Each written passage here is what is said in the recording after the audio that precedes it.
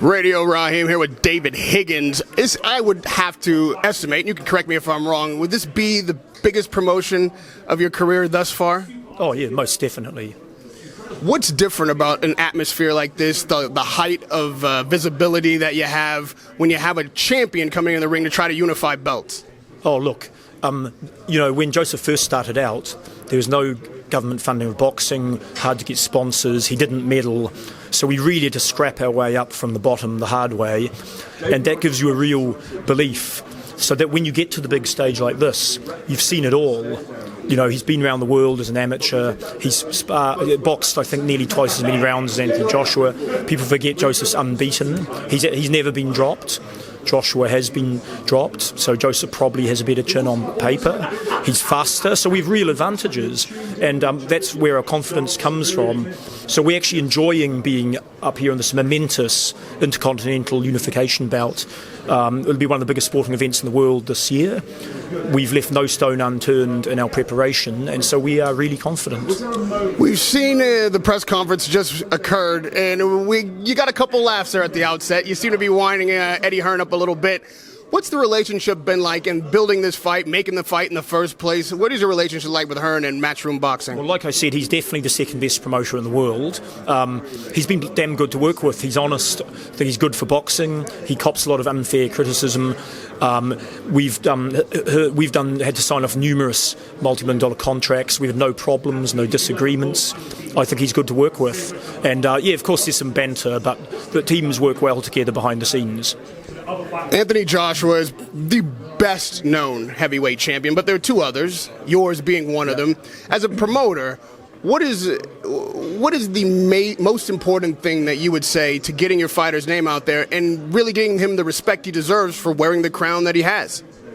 Our first job, when you're promoting a boxer, the first job is to become a star in your home country. You've got to do that first. Now, Joseph was the most Googled New Zealander a couple of years ago, so we ticked that box. The second job is then become a star in the UK, third, the United States. Third, the United States! And how do you become a star in the UK? You knock out English heavyweights. So we're applying the same method that worked in New Zealand, and our provocative strategy of discussing Joshua's weaknesses publicly has worked a charm. It's made Joseph from relatively unknown here in the UK, and by the end of the fight he'll be a household name. And so you say UK second after hometown, and then America, so I know you expect to win Saturday night, which would have this man walking away with all but one of the heavyweight championships. Would you imagine that being the case, that what's priority for you is a rematch with Joshua, which is probably even more money, or unifying with Deontay Wilder, which is the big prize? Our priority is unifying, but we'd have to rematch because there's a contract clause. So should we win, then the next fight probably would be Joshua Parker too. But unless one of them gets a lucky punch, it's going to be quite an entertaining, explosive fight because their styles, they come forward and look for the win. So it's going to be quite explosive, I would say. Do you imagine a rematch clause betrays some lack of confidence in your fighter?